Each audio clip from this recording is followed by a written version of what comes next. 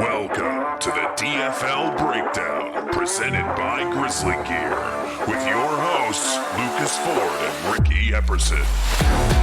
Hello, everyone, and welcome back to the DFL Breakdown, the #1 cartoon side character themed, league-specific weekly fantasy football podcast on YouTube. That's right, we're in video form now, so for everybody watching, thanks for tuning in. I'm glad that you're here, and I'm glad that my co-host is here too. Ricky, welcome back to the 2024 season. How you doing, brother? We're back. It's great to be back. I'm so excited for football. It's tomorrow, Luke. It's tomorrow. We get it's all tomorrow. Every bit of it in one day. Yeah, tomorrow for us and today for everybody listening. The Thursday premiere of the episode is going to be a banger for everyone. I'm sure everyone listening to it has been waiting for it to come back, so no worries, people. It's here. The DFL Breakdown is back, and we got a lot to talk about. We had an awesome draft. Everyone that was able to make it in person, thanks for coming. Everyone that wasn't able to make it in person, that's okay. We had a couple people join through video and send in memes and everything, so it was cool to see everyone drafting that was here and getting it moving. Everyone except Corey, who took absolutely forever during the draft, which was another story. But Did we ever get confirmation of what he was doing? Where he was split? He was just chilling. He was with the kids and everything. So his focus was split. But that's okay. We don't. He made it. He made all his picks in. He didn't get auto drafted. So not much else.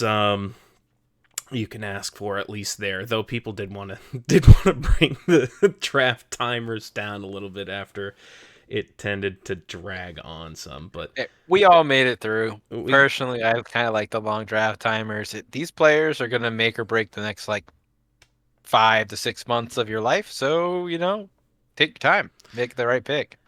And make the right pick, I think, is what everyone would say is what they did this last Sunday that we did the draft. But I don't know. We got some data to go through to look at, and there was some picks there that were surprising to me. Some picks that I certainly don't agree with, but a lot of really great value to be had as well. I'm proud of the guys for fighting through the weird draft board that we had to put up because of the introduction of our champion's new rule. Chris won last year, and he added the IDP flex spot, so everyone drafted a defensive player in addition to everyone else that we drafted, and it did end up making us have to use Superflex rankings for our draft ADPs, so that was a little bit confusing to navigate, but everyone did a good job. There wasn't that many crazy picks, and everything kind of fell right in line, so we got a bunch of sharp drafters in this league for sure. Yeah, no, it was cool, and some people definitely sharpened their pencil, came ready with the draft sheets. They were privy to the fact that the board was going to be a little skew, and some people it was a draft day surprise, and stay on your toes, I guess, and you got to go with what you know. It was interesting to see the draft play out in that way. Yeah, well, let's take a closer look about what actually happened at the draft, who took what. We won't break down every single draft pick that I have charted out here, but we'll go through some of the notable ones and get an idea for what the guys' teams look like. And then as we go through and do the breakdown, I'm sure we'll address any of the gaps. The week 1 breakdown for everyone's rosters, I'm sure we'll address some gaps that we don't talk about with these draft picks here. But I've taken the liberty of accumulating a lot of draft information on this page here. It's a lot of numbers, but really we're just kind of focusing on the last 3 columns on this page. And here's everyone's teams laid out. I tried to lay it out with the highest value picks up at the top, and then the picks that were the most egregious reaches at the bottom. So why don't we just go ahead and start in alphabetical order? Alex had a couple really unique picks. One of them was Dak Prescott, who he got at a super slide. And this was something we were talking about in the draft room. Alex accidentally crossed off Dak Prescott on his draft sheets early, and he was like, "Ah, crap. Well, someone's got to take him now, so I can leave him. I can leave him crossed off." And I think because of that, people didn't want to pick Dak Prescott just to keep screwing up Alex's sheets. And finally, he had to make the pick himself because he slid so long. Alex was sick of seeing his name there. So at pick 100, 30 picks past where he normally goes on average in home leagues, Alex got Dak Prescott, who's a big producer last year. What do you think about that, Ricky? Well, I mean, so he took him as the quarterback 10 in the league. He's the 10th person to take a quarterback. He finished quarterback 3 last year. He consistently does really well. CeeDee Lamb is an absolute weapon. He makes him look good. Um, I mean, I don't think anyone's ever upset to have Dak Prescott on their team. Getting him at pick 100 is fantastic. And Alex kind of, signed the pick onto his roster in, like, I don't know, the 4th or 5th round, I think, is when he accidentally crossed him off. Called So shot. he called a shot. It got to him, and it's kind of like a faded pick. It's going to be interesting to see how that develops for him. I think Alex is one of the few teams that doesn't have any sort of backup quarterbacks rostered, so he's in on his mistake, and I respect that. He's riding with Dak. That's his go plan here, and he's executing. Yeah, it's the QB 8 on average. So like you were saying, QB 10, just a value, really just a great pick and a solid foundation for your team. You know you're going to get consistent points out of him. I mean, there are some games where the Cowboys kind of blank a little, but even then, it's I don't think they're going to get the majority of their points out of their running game this year with No. the back room that they have. So Yeah, listen, I'm a Dowdler. Rico Dowdle's going to have a good season, but it's not going to be a great season. All right. And the Cowboys are just going to kind of, do enough in the run game. And it's going to be all about fucking Mr. Moneybags catching 1,100 passes. Kind of what he did last year when he won the Dimmadome Super Bowl for Chris. Just to yeah. shout that out real quick.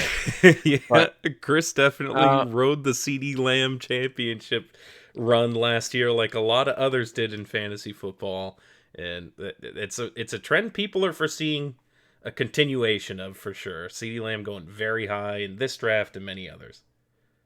it's hard to get CeeDee Lamb carrying you through playoffs and into a championship, and then go, yeah, I don't want him again. Although Chris could have picked a second pick and kind of secured him, in my opinion, but he went with the 3 so he could have hit his guys down there. We'll get to that in a second, but any picks for Alex that our numbers don't like here? I guess that'd be not Yeah, really.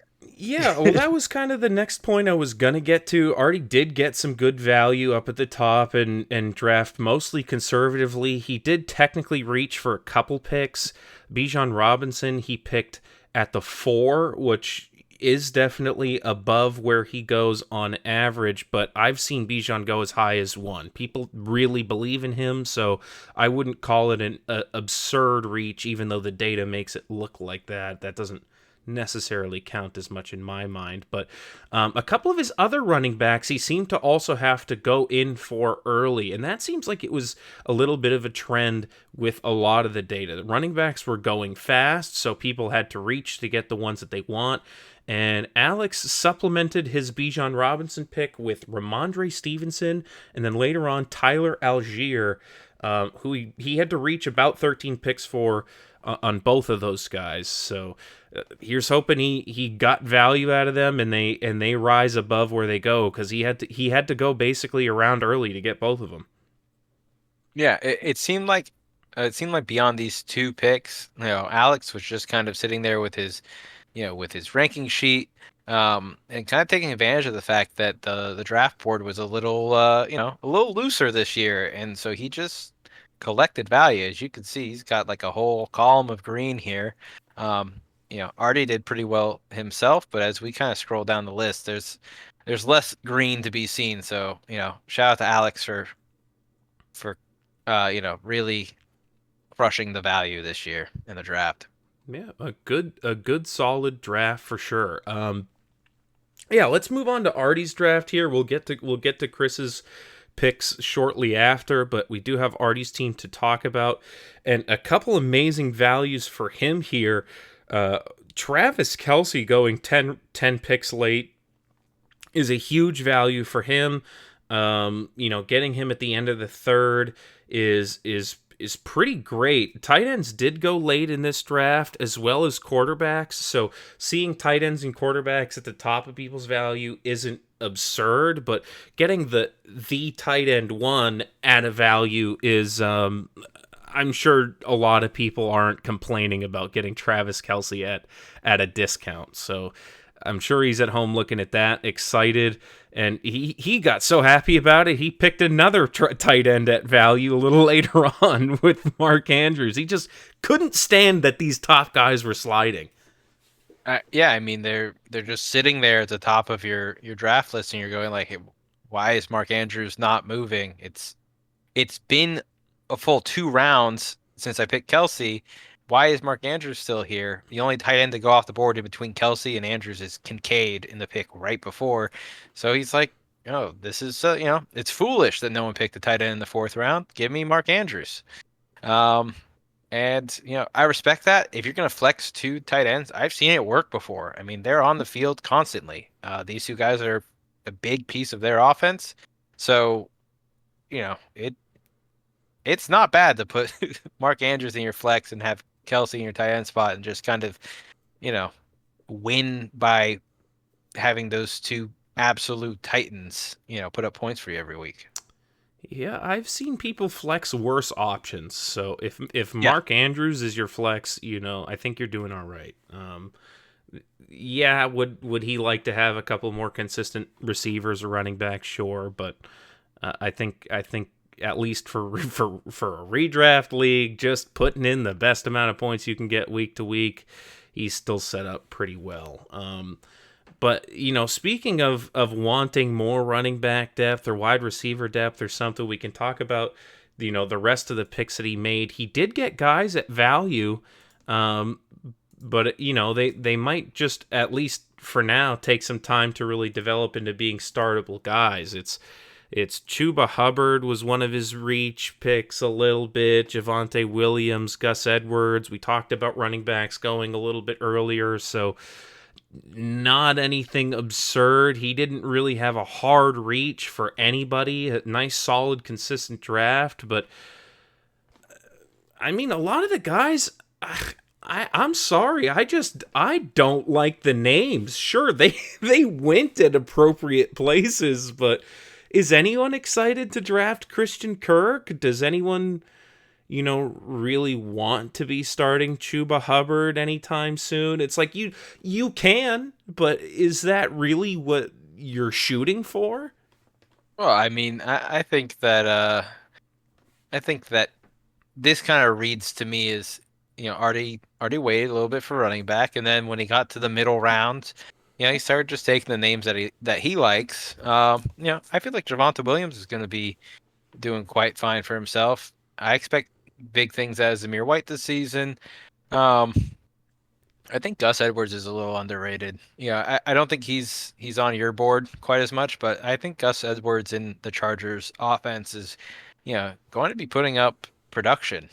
And then, the Chuba pick, I think Chuba is going to be productive for the first 4 or 5 weeks, maybe the first half of the season, even while they get Brooks kind of wound up after he comes back off of injury, or maybe Brooks never comes back and isn't ready this year. I wouldn't be surprised if the Panthers just punt it to next year and Chuba Hubbard just gets to carry for them this year. But to me, that pick, I don't know if you're going to be playing Hubbard over Zamir White or Javonte Williams anytime soon.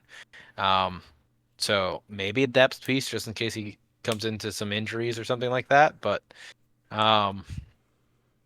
yeah, I don't know. I like these names. I like them more than you do. I think they're just not your names. That's true. I mean, yeah, I wouldn't be super excited to have. I don't know. I mean, his starting running backs are what? Jonathan Taylor and Zamir White. Zamir White, man. That to come out of the draft and look at that, I'd be kind of sad. So, hey, maybe he's got faith like you do, but Oh, Zamir White's big, big country man, just country strong. Team loves him. He's been a great leader over there. I've been pretty plugged into the Raiders camp. They're in on him. They're in on Zeus is what they call him, and I think he's gonna have a really good season. we shall see. Getting ever closer to seeing them play and finding the answers to these questions soon enough. But I've ragged on Artie's team enough. He had a solid draft, and I don't think it's a bad team. Again, just not my cup of tea. But we can move on from him and look at Chris's team. Again, not a guy who reached a whole ton. Got a couple guys at value, but you look at the first three names on his list. It's Matt Stafford, Joe Burrow, and George Kittle. Two quarterbacks and a tight end in a draft where I was saying quarterbacks and tight ends tended to fall to value anyway. So really just a nice stable draft. Picked the guys in the range that they're supposed to go. Went with Tyreek Hill at the 3 after picking his 3 spot. He goes at the 3 everywhere. So if Chris didn't want Tyreek Hill, then he should have picked a different spot. So I think he wanted Tyreek Hill this year. He liked putting his team together with Tyreek Hill and Joe Mixon and Harrison Butker and having having all the women abusers on one team. So hopefully he gets some of that extra high T manpower out of that and makes a run at the repeat. I kind of just summed up his draft instead of picking anyone specific, but I don't think there was a huge standout pick here. Do you have any that you can see, Ricky? No, I mean it really looks like he just kind of drafted at value, and if he was mocking and trying to get, the women in the kitchen team, and was just doing it this consistently at pick 3 with, this evenness of value, then, you know, great, great draft slot Hats selection off. Yeah, he because did it. he got what he wanted. You have to roster Kareem Hunt now. I mean, Pick him I don't up. think you have any room for Rico Daddle. He hasn't done anything like that. So Yeah. drop Daddle. Gotta Give drop him to me. Dowdle. Yeah. Give him to me. Pick up Kareem and really commit, Chris. Coward. Um, no, I mean his team seems just solid. I mean, I think Christian Watson has some upside this year. That Green Bay wide receiver room is just, there's 4 of them. Someone's going to be really right. I mean, I guess there's a world where it just gets spread across 4 and no one wins. Um, but I don't know. I feel like that is actually like fairly likely, but if not, if someone starts getting hyper targeted, who's to say it's not Christian Watson? You know, could be Jaden Reed, Christian Watson, Dontavian Wicks, or Romeo Dobbs, but someone in this draft picked an absolute winner at Green Bay, or all 4 of them picked losers. So, um, I guess we'll see. Yeah, We'll see another down in Brazil. another hot question that everyone has been waiting for answers for. Yeah, they're coming Friday. Let's go in Brazil. Other than T Higgins going 8 picks early, not a crazy reach, and I like T Higgins, so I don't blame him for that. I definitely Uh, reached a lot more than that for a few guys, so can't blame him for that. no, I think that's a perfect place to take T Higgins, 5th round. I mean, he took him before, he took him where he's not coming back to him, right? Like, there's no way T Higgins gets back around the turn there. I think if I'm looking at T Higgins at the 5-6, I don't pick Lamar Jackson. I just take T Higgins. So, he took him where he could, and I think he's gonna have a good season.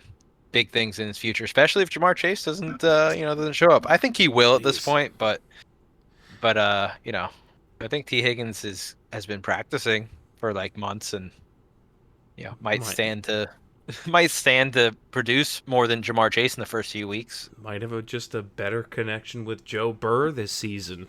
Who knows? Yeah. And Chris has the stack, so if anything's going to incentivize reaching a little bit for a guy, that's one of them. So yeah, there you go. He's got the Joe Burr, T Higgins stack, and he's going to ride the Bengals to victory. Let's talk about Corey's team here and dissect some of his good and bad picks. Quarterbacks up at the top of his list in value, and not by a ton. He got Kirk Cousins as his backup way late, so cool that he slid, but no one was picking backup quarterbacks that high anyway, so not as relevant of a value. Patrick Mahomes at a 6-pick slide, that's a value, and I think Patrick Mahomes is going to have a great year, so a good pick there, but not necessarily anything standout. But got some value in Rashid Shaheed and Puka Nakua, but mostly a lot of reaching. He had some opinions that he was expressing through this draft. He even texted saying he was just trying to cause some chaos. Pick some rookies early. Xavier Legette, who I like, and Jalen Wright, who people are excited about. He reached hard for those guys to make sure he got them. And Najee Harris is a guy that's just been on his team, I think, every year. Like, this guy just likes Najee Harris. Yeah, he's a fan.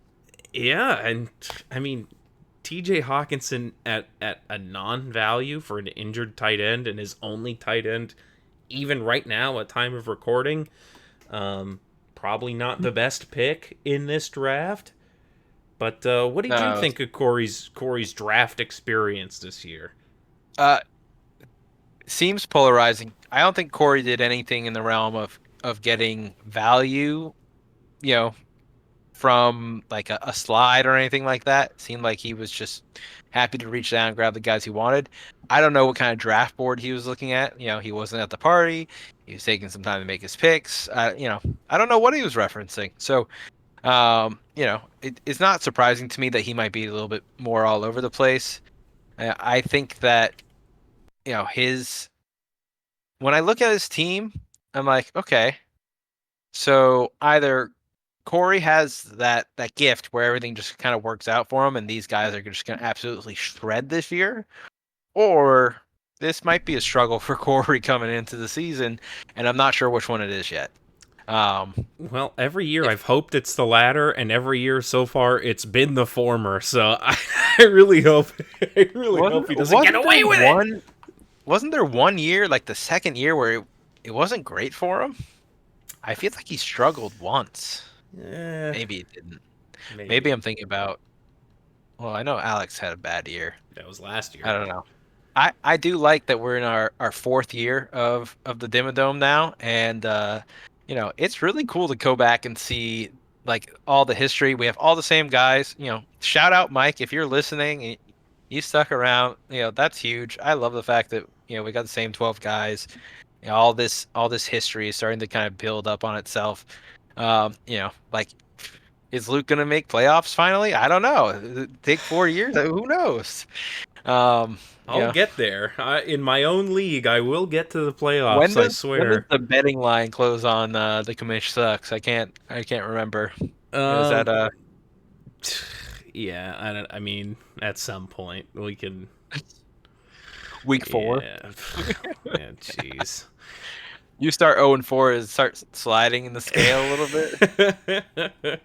No, I mean, to get back to Corey's team, I think I agree with you. I think Patrick Mahomes really turns it around this year. I think he had a down year. I think it was systematic stuff. I don't think it was a Patrick Mahomes issue.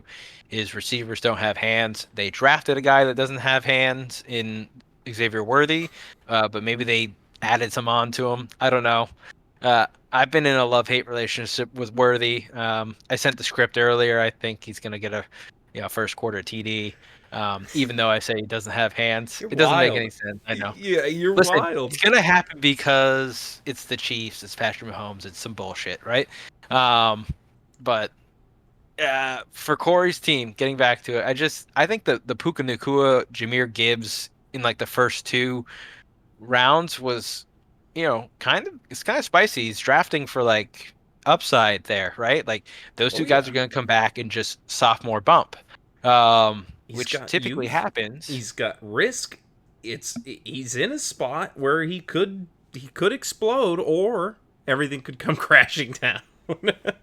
Yeah, I mean, 38 picks early on Jalen Wright and 57 picks early on Xavier Leggett, like two rookies going rounds earlier than they're really supposed to. And I mean, I think when Jalen Wright, there was some groans. Xavier Leggett went, and I think you're like, oh wow, that's early. Like, I don't know if you're talking up Leggett to him. I think I asked you about that at the party. You're like, no, I haven't talked to him about Leggett. I think I He said just something at likes him. Alex's bachelor party about him, and Corey might Uh, have picked up on it. He's he's like, listening it's when this I don't year's think he Tank is. Dell. Yeah, Yeah, this year's Tank Dell.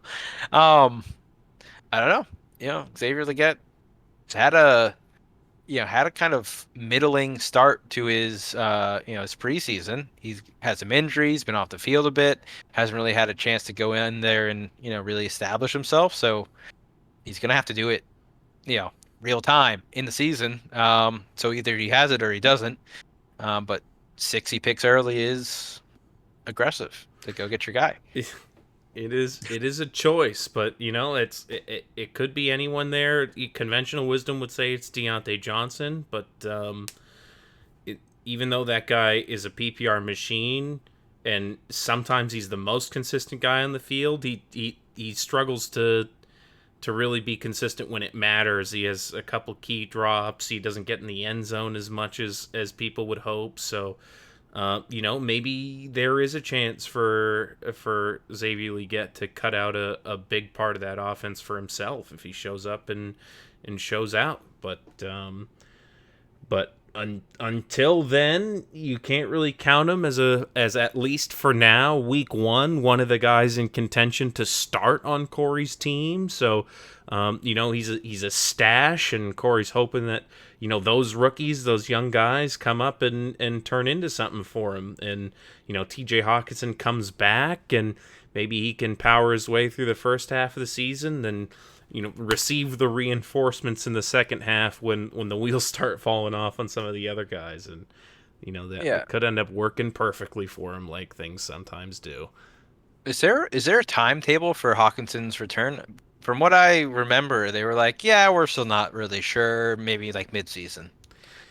Yeah. Yeah, it didn't. It honestly didn't sound great from the last I heard. I know he's on the pup, so he's at least gonna miss the first 4 games. But I was hearing 6 to 8. I think was the general idea right now. Like he's in a world where everyone's ahead of schedule, best shape of their life, looks great all the time. He's on schedule, so that Yeah, means he's getting like none of that. yeah, that means it's really not some freak thing where he's going to show up early and pop off. Like I think he's going to take the full recovery time he needs for this one. And Corey's going to have to figure out something else at tight end until then. But He's gonna have to figure out something else by Sunday at 1.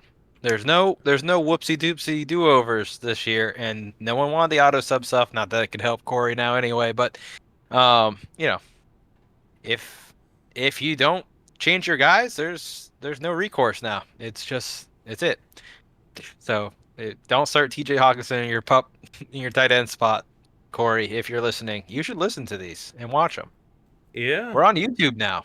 we're on YouTube. So yeah, watch us, listen to us, and please change TJ Hawkinson out. But yeah, let's move on from Corey's team and talk a little bit about Dylan's team. He doesn't have a quarterback or tight end on the top of his value list. In fact, the highest value he got was on 3 wide receivers. He got Hollywood Brown at a great value, Garrett Wilson a little bit later than he's normally drafted, and Brandon Ayuk at the slide. And this was before we knew if Brandon Ayuk was going to be even on the 49ers this year. So Dylan kind of took the plunge, and Brandon Ayuk signed the contract. So it looks to be a great pick where he got him.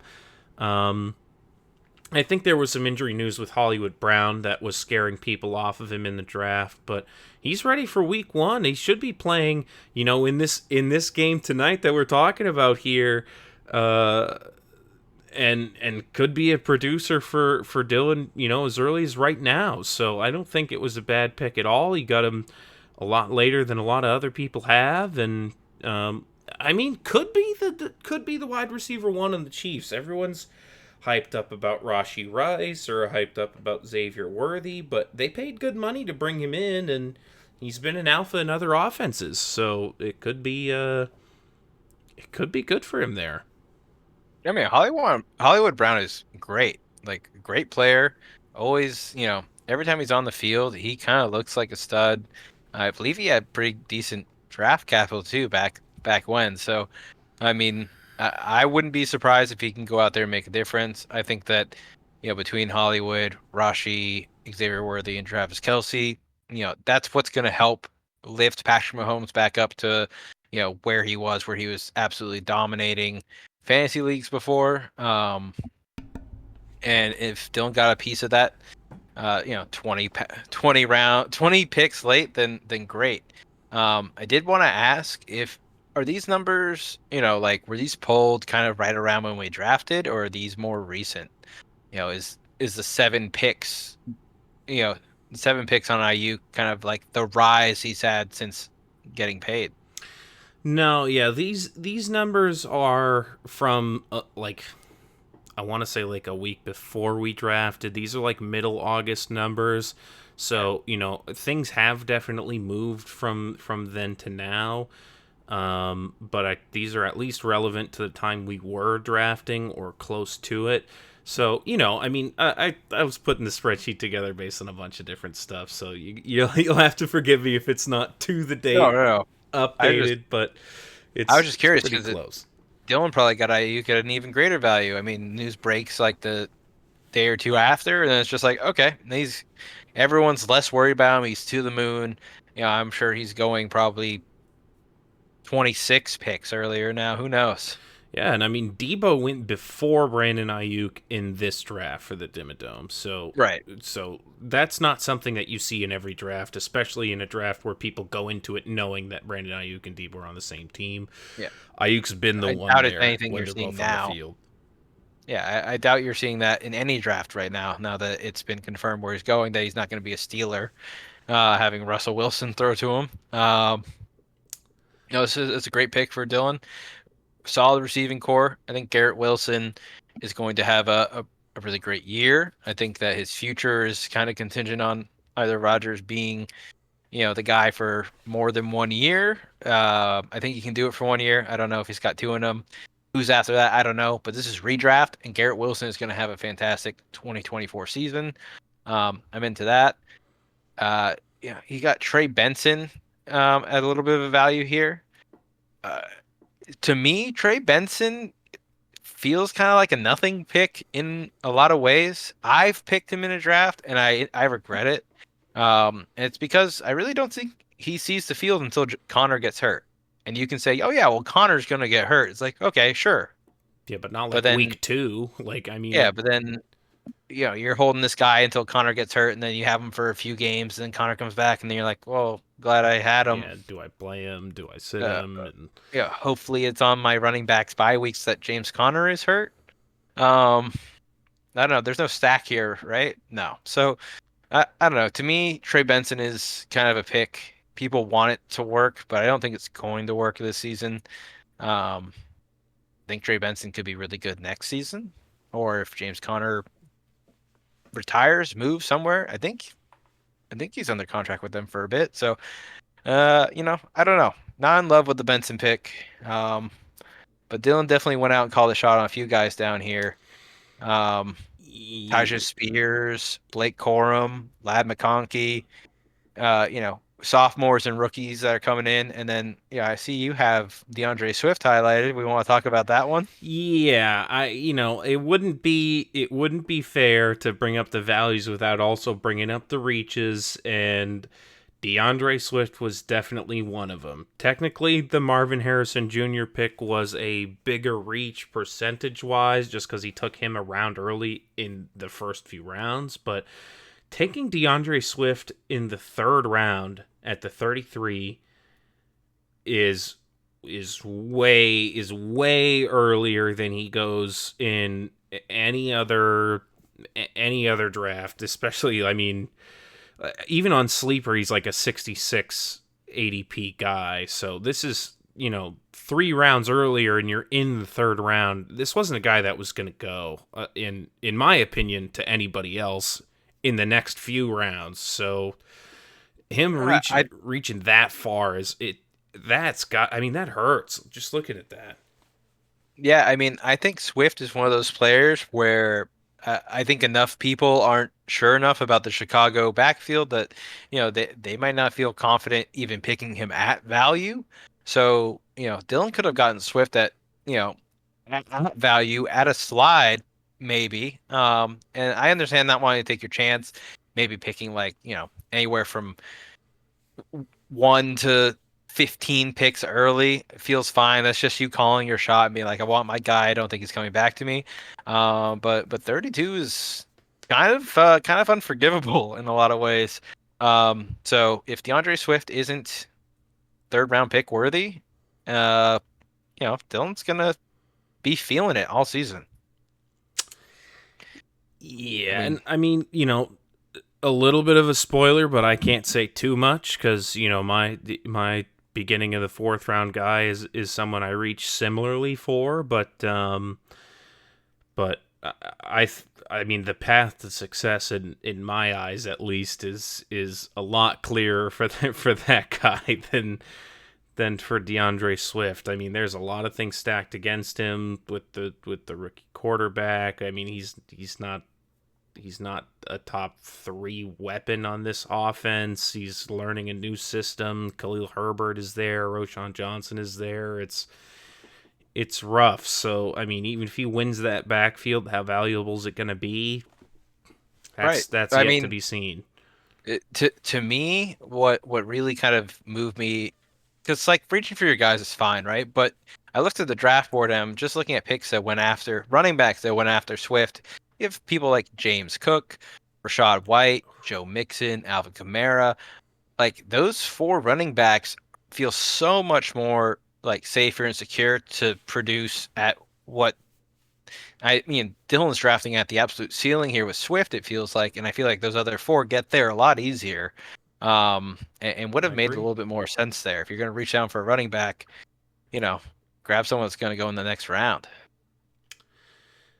I agree. Not to dunk on my guy, but it's a pick that stood out, and we got to talk about it. We have to talk about it. Love you, Dylan. I wouldn't have made that pick there, but if this could all come back to bite us in the ass if DeAndre Swift is just legit this year. So if you're right, you're gonna look so cool. You're gonna look like a genius. But for now, not so much. But anyway, let's move on from Dylan's good and bad picks and go to Eric's team here, with technically one of the best picks of the draft to lead us off in Breece Hall. Again, these early picks have a really high weight on them, so getting someone at any sort of slide in the first couple rounds is always going to boost your efficiency. Breece getting to the 8 when he normally goes around the 5 is a value, even though on Sleeper he's projected right at the 8. So can't say too much there, but Evan Ingram and Zach Charbonnet getting through some huge slides and landing on Eric's team. I love the Evan Ingram pick, even in a draft, which I've said multiple times had tight ends kind of sliding a little. Getting him over 2 rounds later than he normally goes.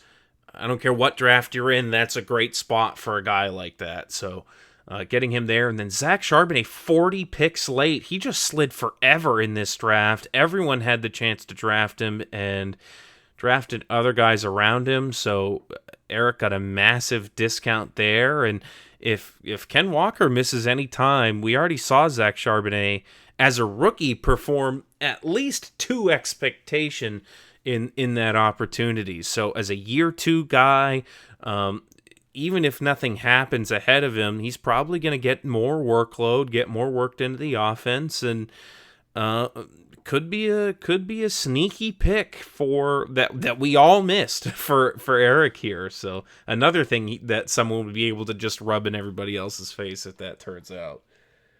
Yeah, I mean, every year there are guys that are down in the, in the teens or in the, 11th or 12th round that end up really paying off in big ways. And I could see Zach Charbonnet being that guy. I mean, yes, injury happens and he's set up for success. But like you were saying, without the injury, he can also just prove to be like a running back too, just based off efficiency or maybe passing volume. Or maybe they're using him in all of the red zone touches. Uh, y- you know, I think Kenny Walker has that kind of like get out and take the home run shot ability. I don't think we've seen that from Charbonnet, but he seems very, sure-handed and short-footed when he is, part of the play. So, if they're getting him ramped up, it's new, new coaching in Seattle. Who knows? This could easily be one of those 13th round picks like Raheem Mostert last year or, Nico Collins last year that just they kind of come out of not nowhere, but there's only a few people that are like, yeah, this is gonna be his year. So, any of these late round guys, they could really, really do it for you. I think Charbonnet is definitely counted amongst one of them in my book. For sure. I mean, yeah, I have him. I have him on my dynasty team. I liked him as a rookie. I think he's got great talent. So if he gets more and more opportunity to display that, who knows what kind of opportunity lies ahead of him there. But just looking at Eric's draft as a whole, I'm surprised I didn't notice it Wrong. before. But just a lot of green, a lot of value. Another guy who really cleaned up here. His quote unquote worst pick was Isaiah Pacheco with at a 3 pick reach. That's nothing. If you like your guy, you reach 3 picks every time. Um, so yeah, this an excellent job from Eric, just getting guys at great value. I mean, all these guys in it, and it's a team I like too. Like James Cook is a guy I like. C.J. Stroud on there. He's got Keenan Allen, Mike Evans, Jameson Williams. I like those names. I like this team, and I think he could have a real strong showing with Brees leading the way. Nothing I hate here at all. Yeah, I mean, I'm with you. It feels strong when you look at it. It doesn't really feel like there's any real weaknesses here. He went double running back, high T, for his 1 and 2. Then followed with Mike Evans, who, unless you're out on Tampa Bay this year, and I know some of us are, Luke, um, unless you're out, like, why isn't Mike Evans just getting the respect that he deserves, where he's a top 10 wide receiver almost every year? I mean, he's wide receiver one very consistently. He's gonna put up 1,000 yards and have 8 touchdowns. Like, it's gonna happen. It's a foregone conclusion. Maybe he ages out. Maybe Canales is whatever. Mike Evans is a stud. Gets him in the third round, followed up by James Cook, who did everything but score touchdowns last year. Um, you know, honestly, the only thing I'd really point out here that I don't particularly like is, CJ Stroud, which sounds crazy, but I just don't think CJ Stroud is going to reliably score, throw 3 touchdown passes every week. And I mean, if he does, great for the Stroud owners, great for the Houston receivers owners, but you kind of want a running back, quarterback that's going to run the ball in, when they're on the goal line, and get that extra little bit. So there's no real running upside for Stroud. That's my only real knock against him. Um, I heard someone talk about it the other day, and he's got so much pressure on him this year to be the guy. Everyone wants Houston to be good because they look like they should, but it also kind of just looks similar to um, Baker Mayfield's sophomore season where he got he got some talent added to the pool and then everything fell apart for him. So, uh, you know, here's hoping Stroud holds out, but Um, other than that, yeah, I'm personally fading Keenan Allen a little bit this year. But nothing says he can't be the guy. And Fat kind of like Keenan you said, Allen. yeah, overall, it's a very strong draft. I have my red pen isn't being used very much here. Um, Obviously, if I'm picking at CJ Stroud, that means I don't have a lot to get at here. Yeah, CJ Stroud at value too. And I mean, 8 picks behind his average ADP, which again in our draft was pretty run of the mill for a quarterback. So, if that's your biggest bone to pick with this draft, then I would say job well done hmm as well. No, certainly, job well done. But another strong addition to the DFL stables here. We'll see what else he is competing with. Why don't we look at Lehman's team, who is a little bit of a difference from Eric's team in that instead of just getting consistent value across, he had a couple really high value guys and then a couple really far reaches. We had David Njoku and Rashad White go to him at a pretty insane value. Some of the best picks of the draft there. Getting Rashad White at 50 for a guy that normally goes around 35, 34.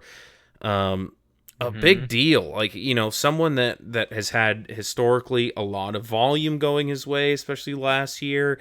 Could be, if things continue that way, a very stable, consistent producer for his team. So getting guys like that at a discount always feels really good.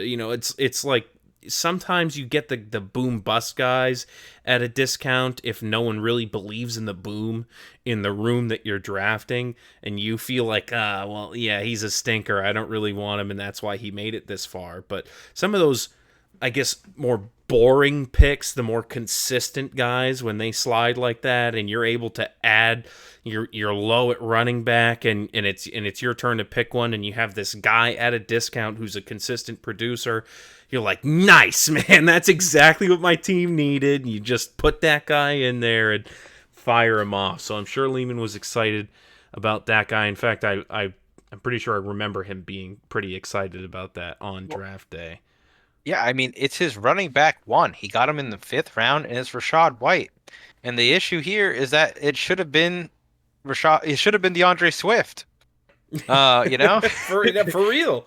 he should have been, for going Lamb, Waddle, DJ Moore, and Josh Allen the first 4 rounds. He should have been rewarded with DeAndre Swift or Ramondre Stevenson, but instead he got to just cash in on Rashad White, who's a bit polarizing. People think he was inefficient. I think that has a lot to do with the O line, which is been heavily improved this offseason.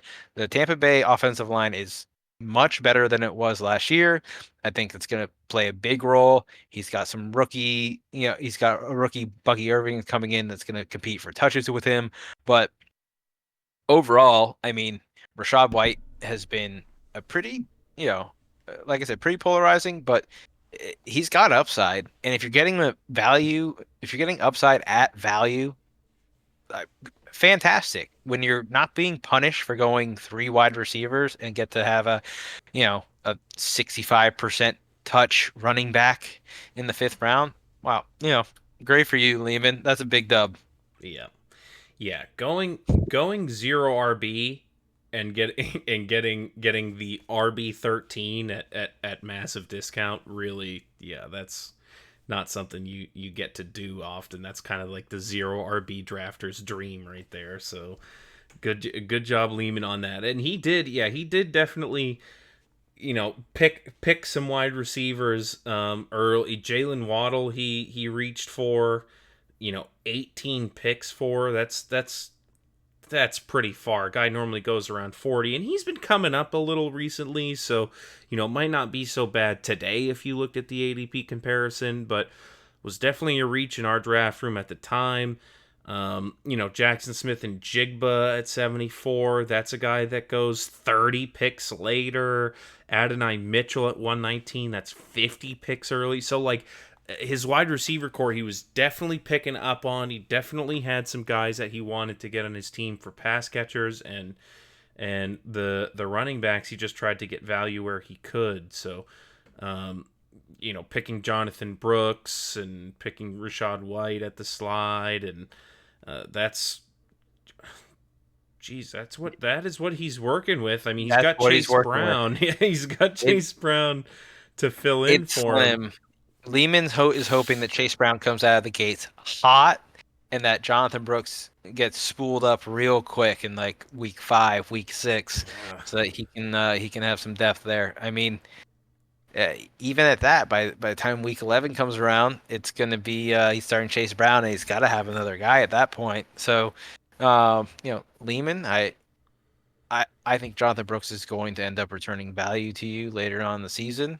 Um, you know, just seems like maybe we could have gotten one more depth piece here instead of JSN or you know Jerry Judy maybe. Like Rico Dowdle on this team goes crazy. You know what I'm saying?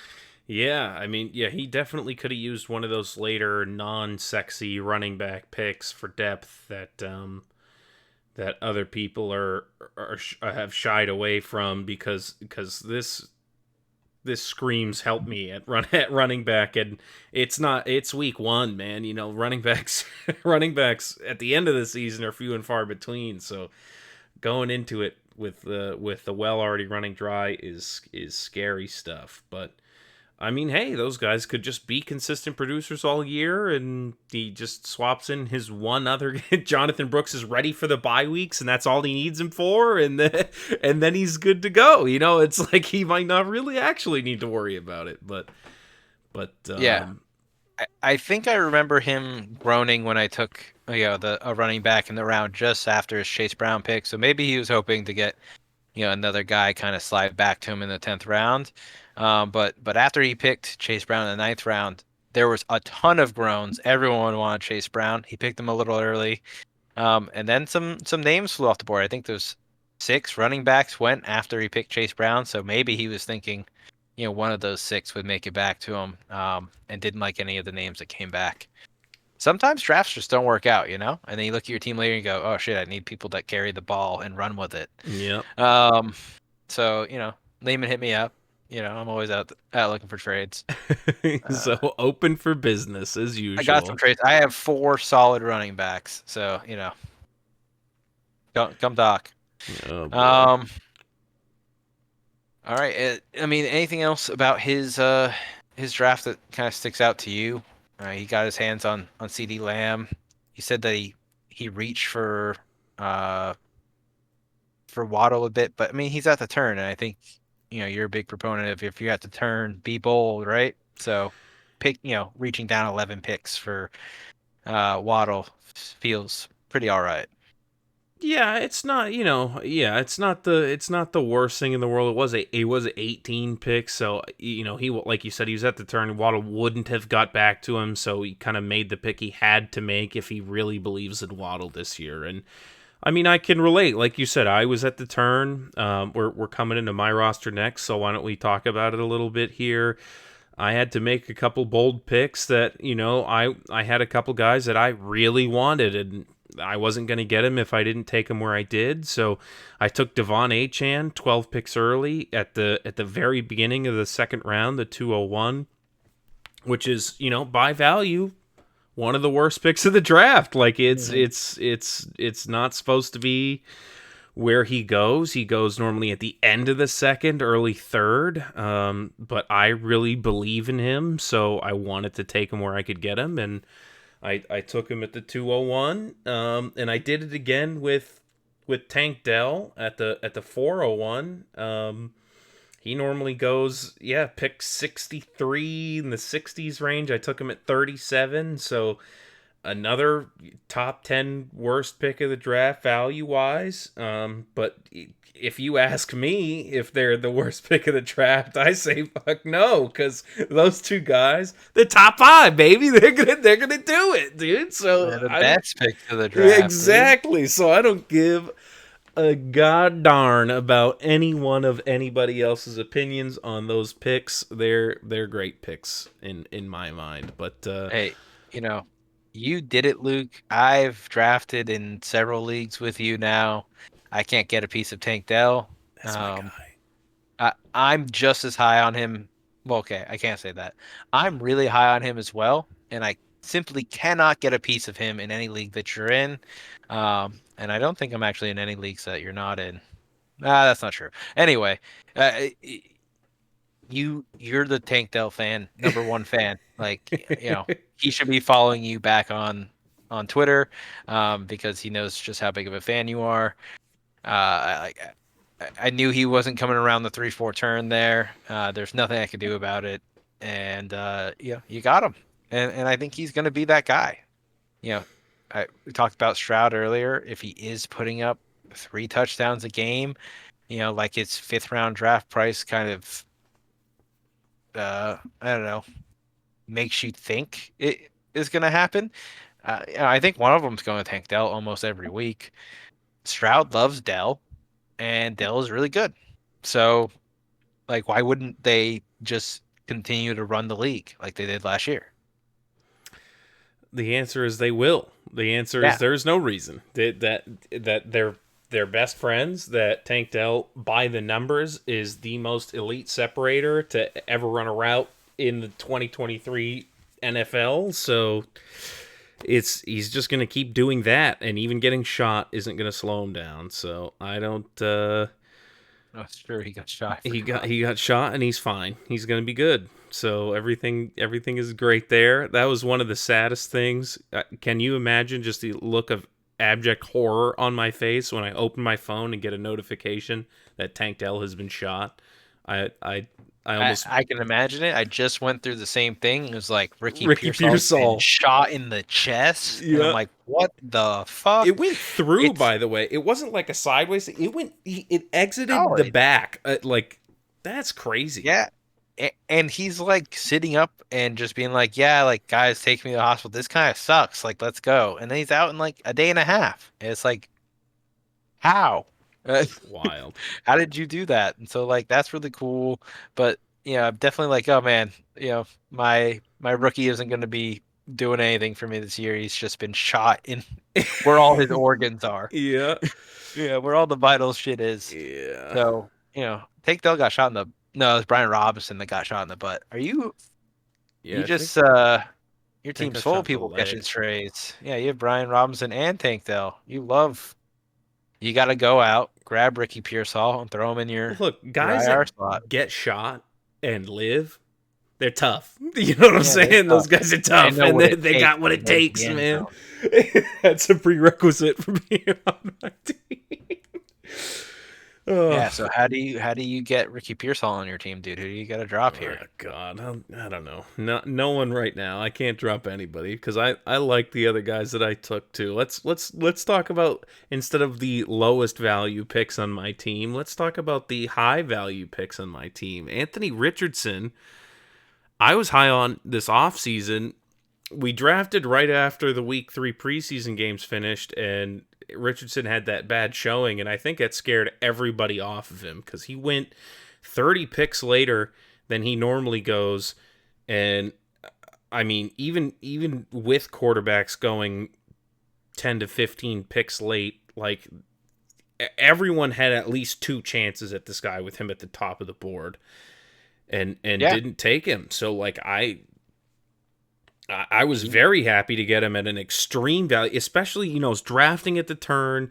He went 30 picks late, but he was available to me the round before, obviously, but it was 24 picks away. So it was like, like I could take him, but I guess I'll give up on him this year. I got a couple other guys I want to take. So my surprise and joy to see him come back to me all the way around was great, and I got to pick him, and I got Anthony Richardson and Trey McBride at value, and those are the onesie positions that I wanted. I mean, that I love Trey Mhm. McBride. I have him everywhere I can get him too. If I have my free choice of a tight end, it's Trey McBride. So, and I love Evan Eh, Ingram, so it's hard for me to say that, but I really Yeah. love Trey McBride. No, I mean Trey McBride should have a great season. I mean, there's discussion to be had about whether or not he was just kind of the main piece of the offense because there was no other real options available to Kyler Murray to throw to. Now he's got Marvin Harrison Jr. Or if they're just going to build off that and keep going. I mean, I think T McBee is going to be okay. But yeah, getting both those guys at value is great. And I also like how you took, Anthony Richardson as the QB9 here in the draft. I mean, are 8 guys going to finish ahead of him? Yeah, I don't know. I think it's less likely than, 4 or 5 guys finishing ahead of him, which is where he's normally taken. So, plenty of upside here at value. Like I said, that's great. And I also like what you've done here with your draft, where you've kind of taken Caleb Williams, who's a rookie, but is a little bit more stable than Anthony Richardson, in my opinion. He's got weapons. He should be part of a really good team. And if Anthony Richardson kind of flames out or isn't the stud that everyone thinks he is, I think Caleb Williams is going to be a very viable option week to week in Chicago. Yeah, that was kind of the thought. Is that Anthony Richardson, one, like you said, yeah, he normally goes at QB6, so to get him at QB9, some of that risk that's baked into Anthony Richardson was kind of taken out with him sliding like that, but even more so now that I have Caleb Williams behind him, I feel like all that risk is pretty well mitigated here. And then I also have the additional upside of, if Caleb Williams is what everyone touts him to be, this generational prospect, he's got all these weapons.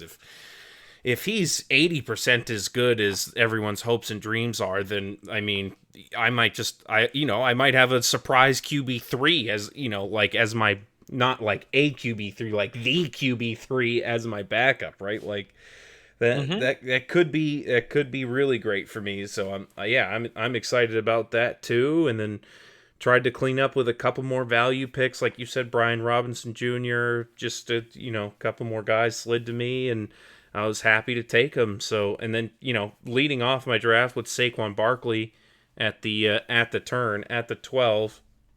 Happy to get him too. He normally goes a little bit earlier than that. So, starting off with the 2 running backs and getting a bunch of value at wide receiver felt pretty great to me. Saquon's getting a touchdown on Friday, so I mean, that's an easy week 1 win for you. He's seeing the end zone. It's a foregone conclusion. All right. No, I mean, I like your draft. I know, and then the guys you like, I see a lot of their names here. I see value next to some of them. I see the reaches that I expect here. Tank Dell. You and I have Monster and Achan. It's a little bit of a spoiler for what's coming up ahead, but we do have the old guy with me and the new young blood with you. You're admittedly ageist, so we'll just see if you know if they're even close to each other this year, then like I don't know. That's tough, man. That's tough to just go out and get a guy that's gonna middle with a 8th round pick. 8th round, 7th round maybe. Oh boy, 7th.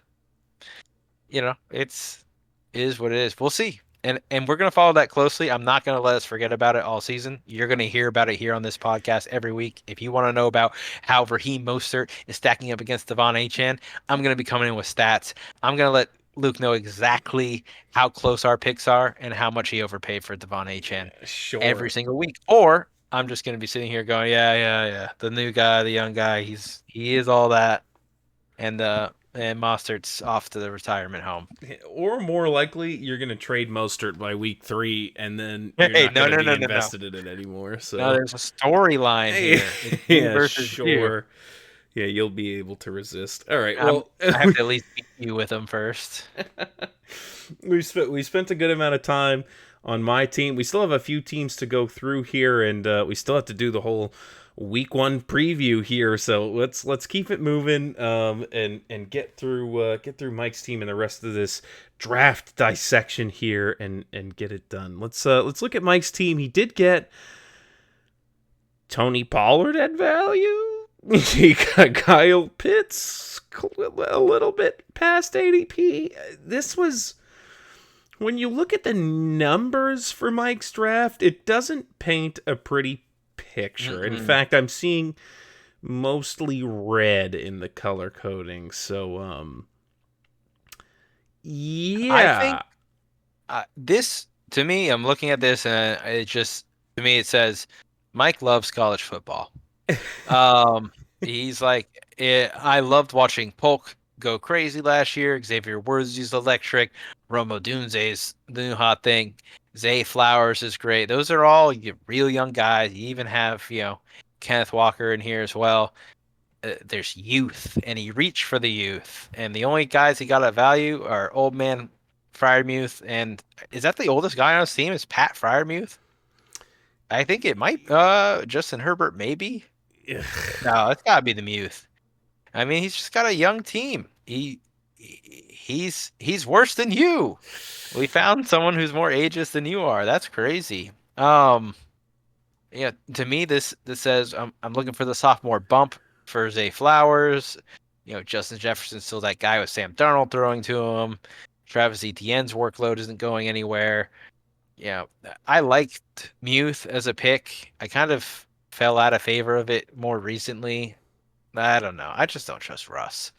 But Yeah. you know, if any year was going to be Kyle Pitt's year, it's this year. So I'm excited for that. Happy to see, you know, what Mike can do with that on his team. He's got Pitts at a bit of a value with all the tight ends going late.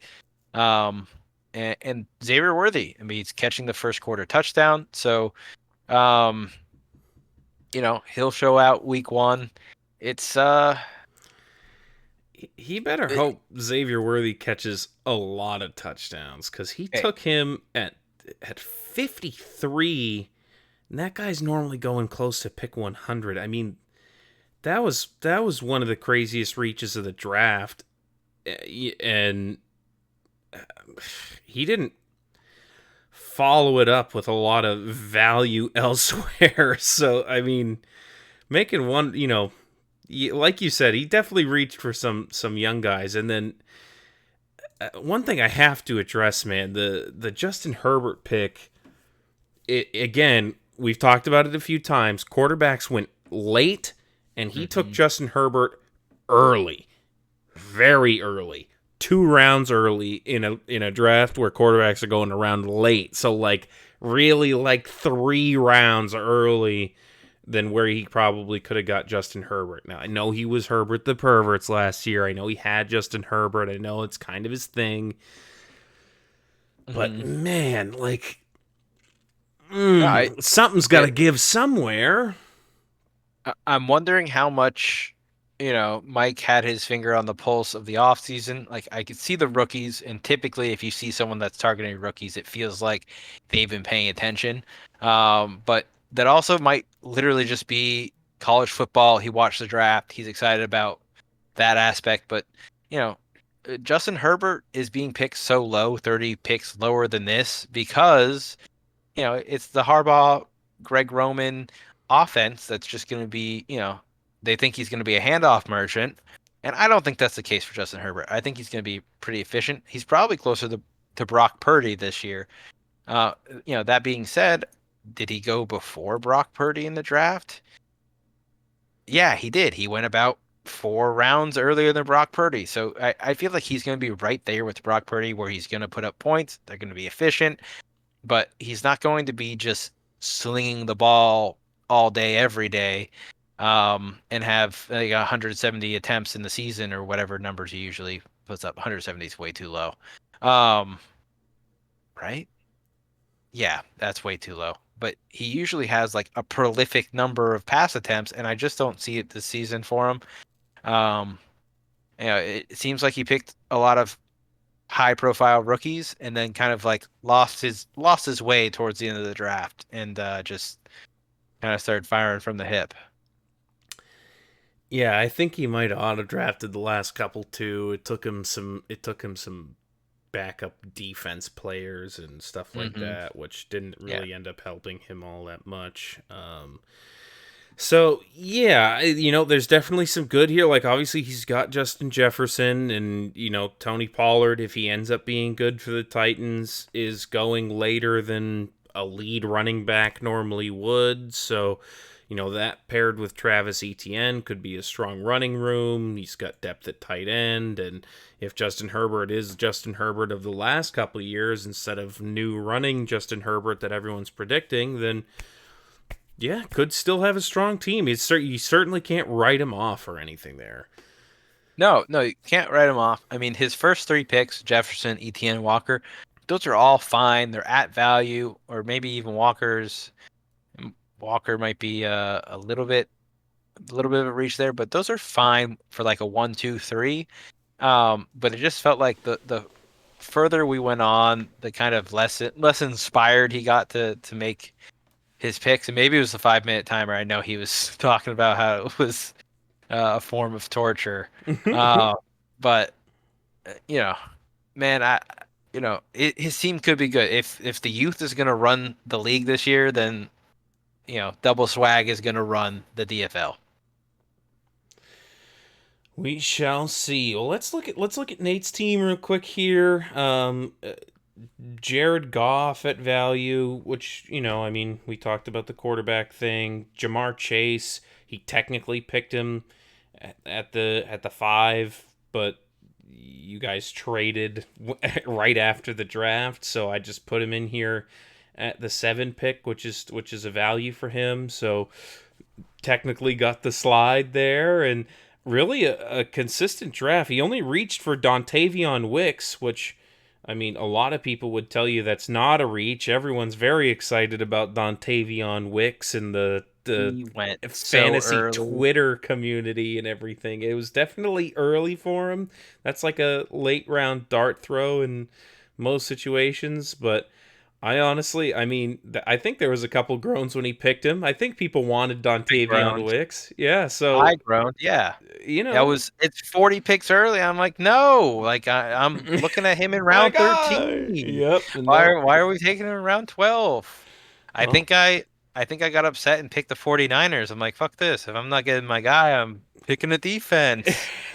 Um no, I it was his only reach and it absolutely gutted me. So, shout out for that. Even if you didn't get the value, you at least got to hurt me. So, um, man, I just wasn't gonna pick him 50 picks early. All right, yeah, like that well, you're a wasn't on fool. part of my game plan. You snooze, you lose. You got Uh, to pick your uh, guys 40 to 50 picks early, and it's been demonstrated now multiple times by multiple guys with the the rest crazy of his picks we've had. the rest of his team is just cruising at value or slightly better. I think Jared Goff in the late rounds being 40 picks is kind of whatever. Yeah, backup Jamar Chase quarterback. being technically whatever. Jordan Addison here. This is where people like Jordan Addison's maybe gonna miss some time this year. I don't know. When's his court date? That's just with Addison and Rashi Rice. It's like when are their court dates? Do you know the NFL isn't going to do anything until the court of law says they're guilty? Then they're going to roll out a punishment. Um, you know, when's that? Winter, Yeah, deep in winter after. I think Rashi Rice's is set for February, so nothing's happening for him this year. But I think Jordan Addison's is set for December. So with what he did, it's apparently pretty standard to get 3 to 4 games. But with it being a repeat offense, he could even see more. He might just absorb a back half of the season ban and then be useless for your team when it counts, which would be frustrating. If you're a Jordan Addison picker or believer, but I mean, chances are that can gets kicked down the road, or it's a 3 game suspension at the beginning of next season. I see that being more likely. And they're talking about the little ankle sprain that he got like literally the next day or whatever after that after all that was announced, that's Mhm. not very serious, and he's looking to play week 1. So No, I mean could be a good pick. you're getting him at a discount here because of all the stuff that's going on. The kinds of things where it's like he's going to be ruled out for 3 to 4 weeks when he's suspended. That's not that hard to deal with, right? It's not like an injury risk or anything like that. It's like I know when I'm not going to have him, and I can plan around that. And it's going to be late in the season when things have developed and I can move pieces around. I think it's a good pick. I like Rashi Rice and Addison this year. Um, I think generally, anytime there's a suspension and people get discounted because they're going to be suspended for a piece, they come back. Like Alvin Kamara came back and was just ungodly. Was it DeAndre Hopkins or Devontae Adams that came back and DeAndre just Hopkins, yeah. yeah, and just lit it up, and people are just like, "Oh, you're right." I had to wait 10 weeks, but now DeAndre Hopkins is here, and I'm rushing the playoffs, and it's just like that's good. That's good value. Have that guy on your team. I think it always works out, honestly, especially for non-injury related suspension. Yeah, and he's definitely got that opportunity here, so we'll see if that works out for Nate this season. All right, let's talk about your team, Ricky. You got Lamar Jackson at value. Seeing the quarterbacks at top of the board is no stretch for the imagination Hmm. there. But underneath that, you got Deontay Johnson at a 10 pick value in the middle of the draft. Um, I've seen you be supportive of Deontay Johnson over the years. I think that's a guy that you generally like. So cool to see him go to your team at above value. Same with David Montgomery. I know you like him. You've liked Love him for the last D-Monk. couple of years. We talk about David Montgomery's continued viability privately all the time. He's And a and stud. you like him, so I'll leave you Top to five. that. Yeah, that guy scores touchdowns, so I can't argue with that. We'll see if he continues to score touchdowns this year. Malik Neighbors was your biggest reach value wise. Darnell Mooney was picks wise, but neither of them were too egregious. So a nice, pretty stable, consistent value with a nice slide on Lamar for you to top it off. How do you feel about how your draft went? I feel like I had my finger on the pulse a bit here. Malik Neighbors was a reach, but um, you know, I know I know that hot shot rookies like him are going to be hot commodities. I'd already seen a few of them go off the board. I feel like so. I wanted a piece of Neighbors, and I got him. And then Lamar Jackson comes back in the fifth round, and just like I had no intention of drafting a quarterback this high. I feel like everyone else didn't either. So I'm just looking at Lamar Jackson come back to me at pick, I don't know, 60 probably we're looking at here. Um sorry, 54. And I'm just like he shouldn't be here, so I'm just gonna grab him. Yep. So let's hope that works out for me. I didn't mean to stack the Baltimore run game with Derrick Henry and Lamar Jackson, but I have it now. I'm a Ravens fan this season, apparently. Let's go. Typically, I don't like them, but I'm in on it this year. I don't know. I feel really solid. I have my four running backs. I feel like are very strong base. Derrick Henry, David Montgomery, Raheem Mostert, Jerome Ford. I think Jerome Ford, unless Nick Chubb comes back miraculously and is like, yeah, my leg's never been better. I think Jerome Ford catches a lot of passes and runs really well for Cleveland, who is a great run team. I think he's going to have value for the majority of the season, if not all the season. And so I feel like my four running backs are a really strong core. And I've got all kinds of upside and wide receiver ones and stuff like that here. The only place I feel vulnerable right now is Brock Bowers, uh, the best tight end in college football history. Hasn't proved it in the NFL, but that's my one chink in my armor. And if my tight end, my tight end tryouts last year, uh, worked, then why not this year? I'm spoiled. I can't pay up for tight ends anymore. I'm ruined forever. Uh, Rookie tight ends for catch, life. catch me in the eighth round. They don't have to be rookies, but they can't go in the top five rounds anymore. Well, yeah, I mean, your hope is he works out because if he doesn't, you are cruising the wire for the next up and coming tight end name. Maybe someone that catches a couple tight ends week one, a couple tight end touchdowns week one. I've got ideas. I've got ideas.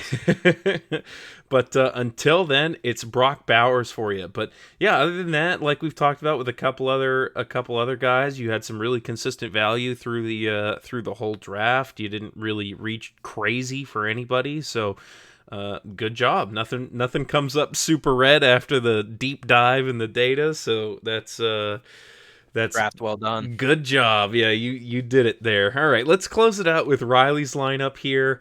We ended up talking about the players a little more than I thought we would, so we're probably going to just cruise through the projection preview because we've already done all the individual player breakdown. But let's finish out Riley's team, and then we can get to that after here. He had Jalen Hurts and Brock Purdy at the top. Again, quarterbacks going late.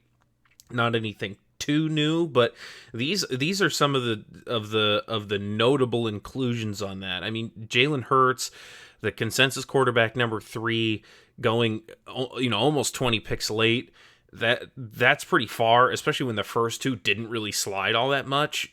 Josh Allen and Patrick Mahomes went just about at or a little bit below value. So Jalen Hurts getting the slide here is pretty great for Riley. And then, like you said, with Brock Purdy and Justin Herbert, those guys could have gone in each other's positions for value, and nobody would have batted an eye. So getting Brock Purdy 50 picks later as your backup quarterback, that you gotta feel very safe and secure and happy with your quarterback situation if you're Riley there. But Tyler Lockett and Alvin Kamara were a couple other notable value adds for him in the draft.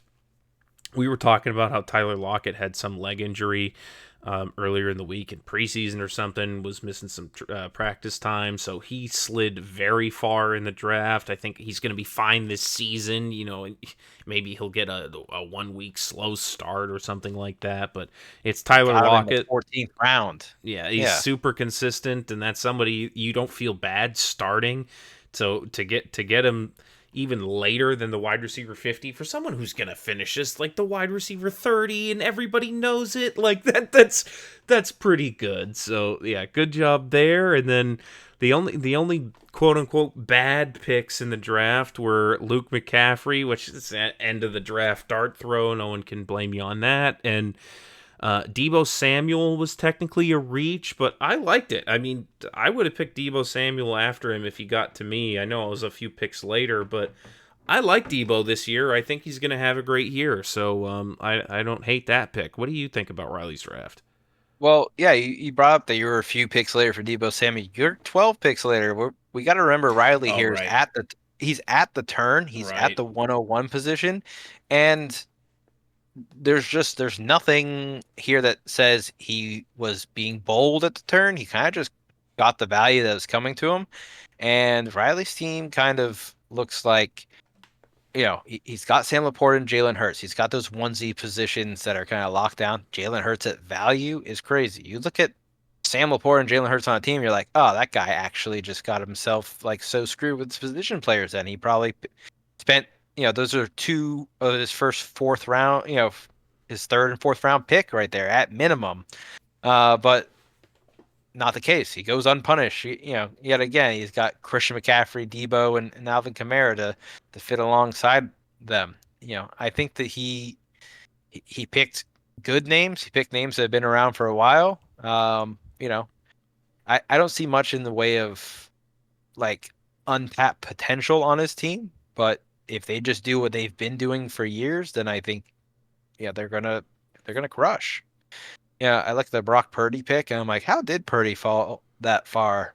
And I think maybe you must not be a Purdy guy, because if you're looking for someone who's gonna give you like that stable support that Anthony Richardson kind of wants and needs, Caleb Williams is a pretty good pick, but Brock Purdy is probably a better pick, in my opinion. He is established.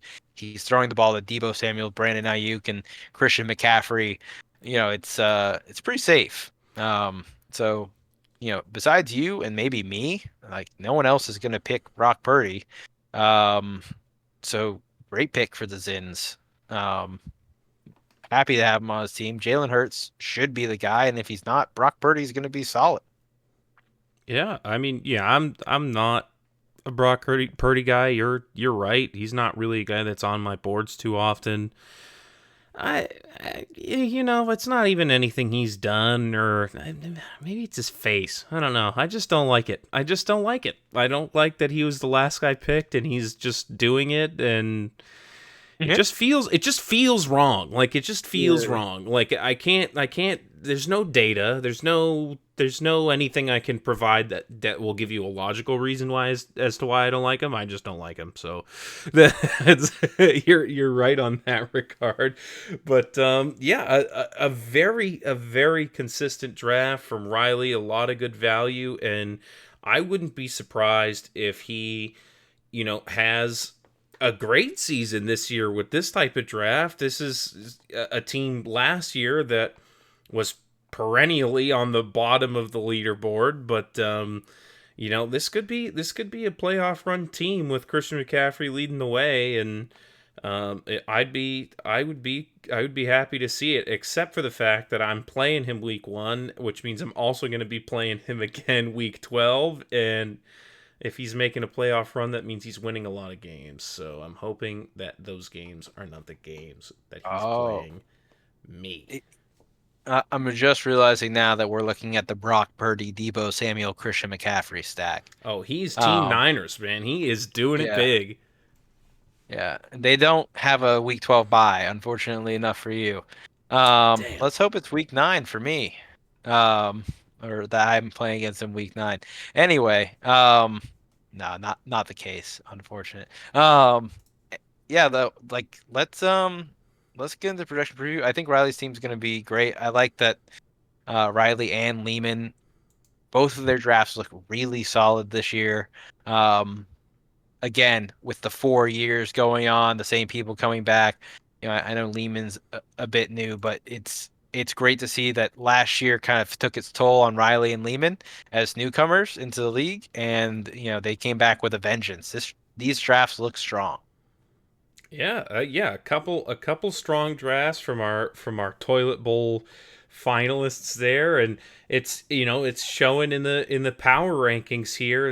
We use Fantasy Calc all the time for a bunch of different stuff, and though this is automated, so there are some bits of grains of salt to take with this. It does have you at the top of the leaderboard, followed by Artie, then Eric, then Lehman, Chris, Riley, Alex, Nate, me, Mike, Dylan, and Corey. And I think going through the drafts, we touched on these teams even without looking at the power rankings as being guys who reached for picks and didn't have as much value. And these guys at the top, we said a lot of value, a lot of consistent, nice, stable picks at value there. So it makes sense that the rankings kind of ended up this way.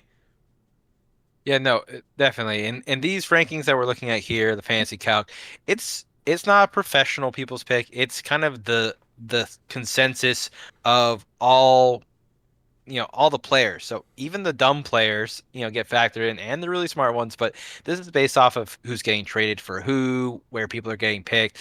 All that gets factored into this. So, if you're below consensus, that's fine. Maybe you're just right. That's okay if everyone's down on Devon Achane and Tank Dell. No, wait, that's not it. Hey, maybe it's because hey. no, I mean, Corey's team, like I said, I looked at it, I'm like, man, either Corey is pulling a rabbit out of his hat again, or he's pulling out of his ass. And I'd rather it be the hat if it was me, but we'll see how Corey does here. Yeah, he's got the knack to just do it. I think last year I said we should draft like a best ball team that's just Corey's team. Put like $50 on it, something crazy. Ooh. and see how it goes. But after seeing him draft, I'm like, man, I don't know if I don't have the balls for that. Yeah. My wallet's feeling slimmer all of a sudden. No, I mean, these tools are great. They're just tools. Humbly, I'm at the top, so it is what it is. I think it's pretty cool. You guys should too. But let's get into the projection preview. Yeah, let's do it. We got the projection preview to go through, week 1 matchups to break down, so we'll get through that real quick. Let's go ahead and get that started.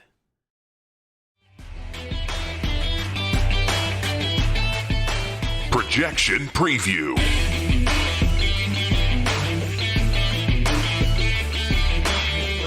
Yeah, let's look at these projections again. We did a lot of player breakdown there, and I know that was a dense segment for everyone, and then we're running a little bit long. But obviously, it was a draft full of twists and turns, so we had to talk about it here. And we're all excited for week one, so why not talk about football until our Hmm. mouths are numb? But anyway, yeah, let's get into our week one matchups, starting with my matchup versus Riley. He is projected to win by a good 10-point margin as of right now. He's going back with the Zins theme for his nicknames, but he's renamed his team the Land Manatees. He's got some Monday night games to wait for, or the Monday night game to wait for, with his 49ers faithful here with Christian McCaffrey and Debo, but should see some Friday action with Jalen Hurts, and just projecting to get a lot of good points out of his guys here. I'm going to be Yeah. seeing some Friday action with Saquon Barkley as well. So that's going to be an interesting game for us both to tune into, but I'm really just going to be waiting for him to tack the points on at the end to make up the difference after the weekend games. So I'm not looking forward to watching that game Monday night. No, I bet not. The 49ers are spooky. I mean, in general, Luke, do you prefer to strike first or strike last in a matchup? I there's something about having a number that you want to hit at the end. You're like, I just need Debo Samuel to get me 10 points tonight, or I just Hmm. need this. It's like sometimes it makes it feel so simple when you're watching the game and you just have a clear goal in mind. But the other times when that's the case, you're like, oh, I need 6 points out of Pat Fryermuth and he gets four, and you just want to jump off a bridge like that. That makes it hurt more sometimes. So I guess I'd rather be the guy that is winning in Monday night when the game Yeah, starts. but the flip side is like, oh, I'm winning, but if Pat Fryermuth gets 6 points, and all of a sudden it's like, wow, Fryermuth is really heating up. Yeah. He's a big part of this game. Yeah, Uh, of he's, course. he's celebrating in the end zone, and you're just, Oh, yeah, I'm falling to my knees at Walmart. uh, no. I mean, I think that if you're gonna have a Thursday night game, you want it to be the start of the season. I think as the season goes on, the Thursday night games end up being like lower scoring. It's a short week for these teams. Everyone's fresh and ready week one though, so I think striking first in the first week feels pretty good. Teams aren't ready for other teams. It feels like the defenses haven't quite caught up yet. And even by Monday, teams have been watching all these games and thinking like, oh, this is kind of the schemes people are doing. What do we need to be prepared for here? Um, so I don't know. I like striking first week one, but I think I'm with you with wanting to play cleanup on most occasions. Having Monday night opponents is spooky. It is scary. Well, one thing we didn't talk about in the draft data deep dive that we went through was the fact that we did draft IDP flex, an individual defensive player.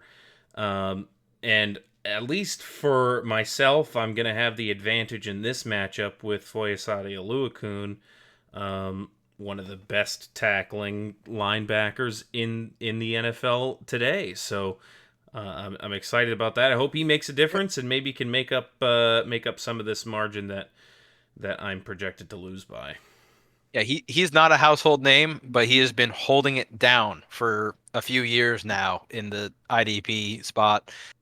This is my first year with an IDP guy. I think you had a brush in with it with some linebackers in the league last year or something like that. But Yeah. it's interesting. New rules in play.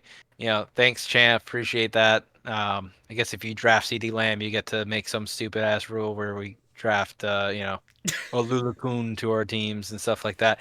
Um, This is the but yeah, Travis Kelsey of linebackers. Like, this is the guy that stands yeah. above all the other guys. And then on the opposite side, you have the household name, Max Crosby, who's been making a name. People are saying he might be defensive player of the year.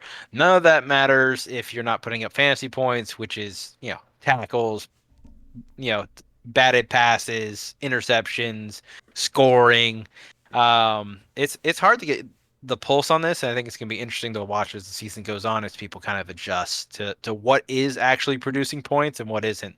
Um, I think Corey drafted Micah Parsons like in the fourth round, but Micah Parsons does not hit the sort of metrics that make for a successful defensive player. He's a great defensive player, but not here. Yeah, it's just a little different here, but once everyone sees how many points I'm racking up with my guy every week, maybe they'll Be sending you smarten trade up for next offers. year if we still have it, or yeah, be sending me some trade offers. But yeah, again, it looks like Riley's favored to win, so we all know I'm the underdog in this one, but I said it many times last year. I still believe it. Projections are bullshit, and they never favor me anyway. I always blow them out of the water when I win by a lot, so or I miss them by a lot when I lose. So the projections, if anything, for me, that's a guarantee of what I will not score in this matchup. That's right. Oh yeah. That's right. But let's move on from my matchup here. Talk about Nate versus Chris, two of our high-powered teams that have had a lot of success in their history in the Dimmadome. Yeah, let's talk about it. Nate talked about Jared Goff a ton in the draft room, saying that he's got 11 dome games this season. This guy only plays inside, and when he does play inside, he's significantly better than otherwise. So, could be a sneaky good pick for him here. He could be. He tried to sell him to me after we traded Jamar Chase for Amon-Ra St. Brown. I know he's a big Jamar Chase guy. I know he's been targeting him this season. So when I sent him the offer, I felt pretty certain that he was gonna make the trade. He is giving up his stack though in doing so, and I think he might have, you know, he might not like that here today. He's playing against Joe Burrow. So if Jamar Chase does play, it's kind of a double-edged sword. Good for him. Good for Chris. I think Chris was saying that Nate wouldn't want Chase to play because then if Joe Burrow does poorly, then whatever. But I think he wants Chase to play so he can get a piece of whatever Joe Burrow's cooking up Yeah, over there. I think so too. I think it's gonna work out better Yeah. for Nate if his number one pick plays. But even without that, I think the math probably works out better in his favor. It's gonna be a game that they're gonna be watching closely. Not only with that match, with that stack happening, but with the added wrinkle of T. Higgins also being on Chris's team. It's going to be a big one for them. So, not that they're not going to be watching Sunday football at 1 o'clock anyway, but if they're watching Red Zone, they're going to be like, "Go back to the Bengals game." Yeah, I mean it's the Patriots game too. It's even more of a reason for them to tune in. Exactly. You know, how's Jacoby Brissett holding up? When's Oh Drake May yeah. getting put in? Um, yeah, I I don't want to take up too much time with all that. I think everyone here would be interested to, talk about Drake May and stuff like that. But I do think they wait until they're past their bad matchups for Gerard Mayo to say, "Hey, okay, let's get him in there, get his feet underneath him, get his confidence up." Thanks, Jacoby, for being the lamb to the slaughter here, and hopefully returning like a 1-3 record, 2-2 record for Drake May to run with. I mean, if Yeah, they go you could. 4-0, then I don't think Drake May starts. So Yeah. yeah, we'll see. Like I said, I don't want to derail too hard here. Um, Lots of studs on both sides. I like the receiving core for Nate's team quite a bit. Devonta Smith, Nico Collins, and Jamar Chase feels very strong. And on the other side, we got Hill, Higgins, and who's Chris Flexen? Drake London. Man, talk about he gets drafted as ceiling, but talk about a guy who's got a crazy high ceiling this year. If Kirk Cousins comes back and is doing the thing, Drake London's going to be a problem. I think he's a stud.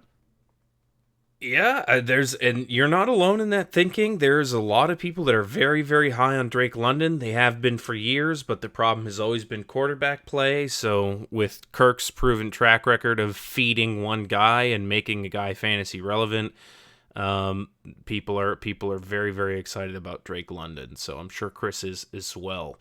One other quick note about this matchup, Devonta Smith versus Josh Jacobs on Friday. They got a little piece of that early action.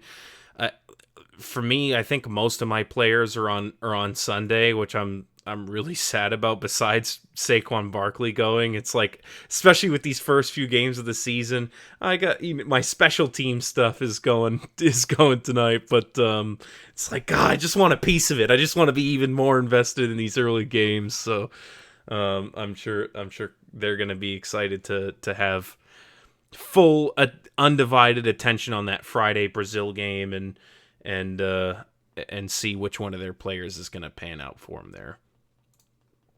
But let's move on from that one here. Let's go to Lehman versus Dylan, one of our widest margins of the week, even though the projections keep shrinking for them here. It's a like 11-point difference right now. I think when I looked at it earlier, it was like 15. So maybe they just keep projecting CeeDee Lamb more and more points. He signed the contract, he's practicing, he's gonna play, and it's CeeDee Lamb. I mean, we saw what he did at the end of last year. He's nothing has changed. I don't know what the Cowboys were talking about being all in this offseason on making some changes and stuff, because they did literally jack squat, and they're gonna continue to depend on Oh, CeeDee Lamb.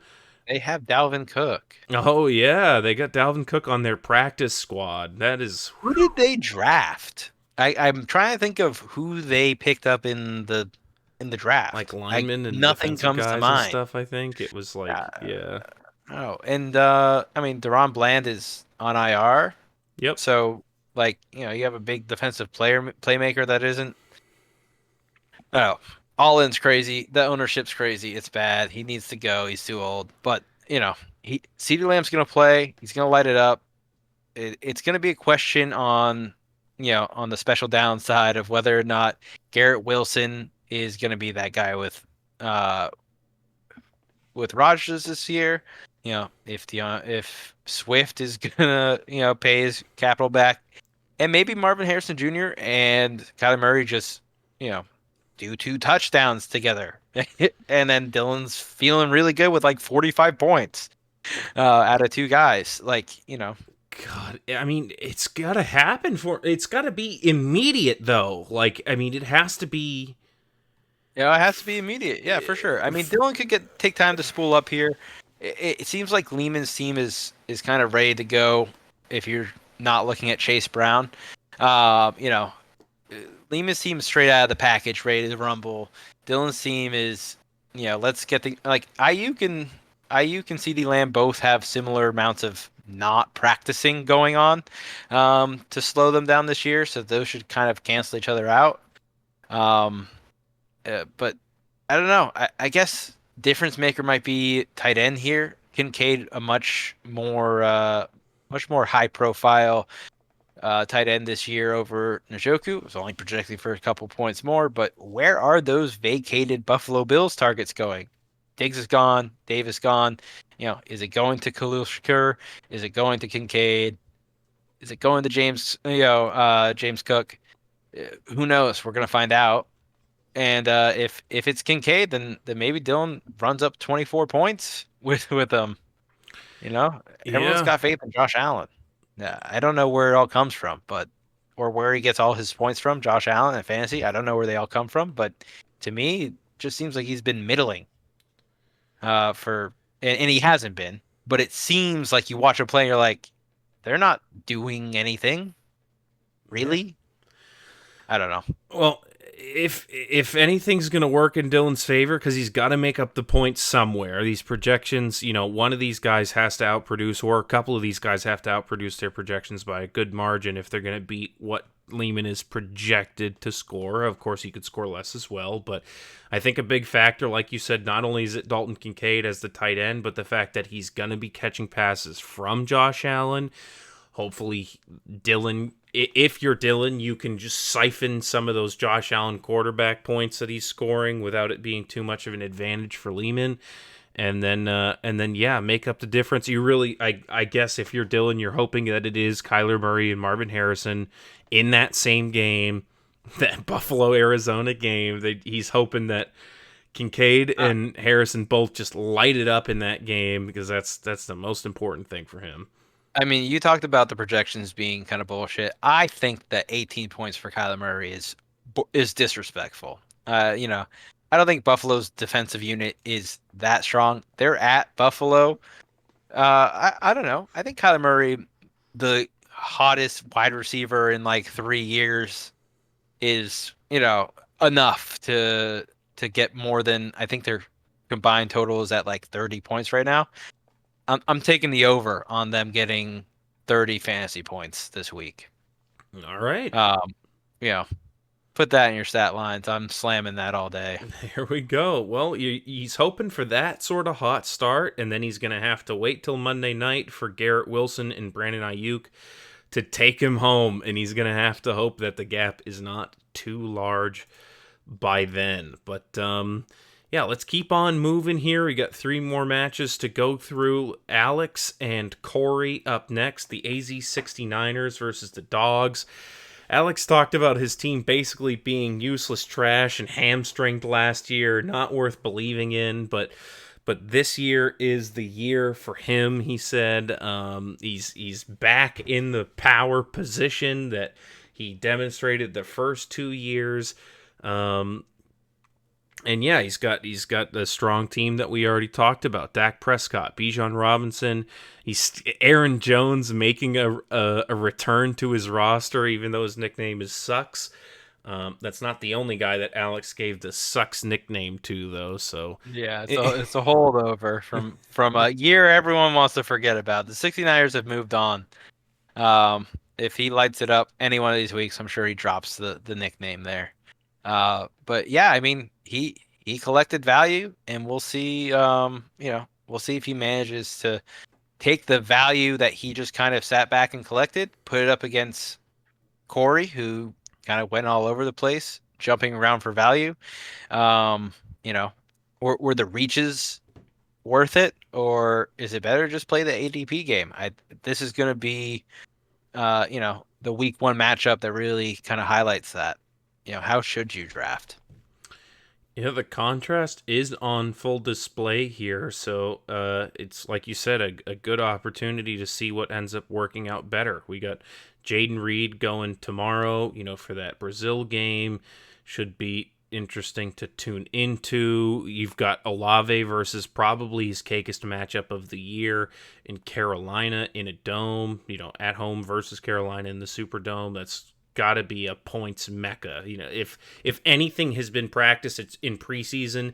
It's Derek Carr throwing to his number 1 wide receiver. It's scheduled throws to your best target.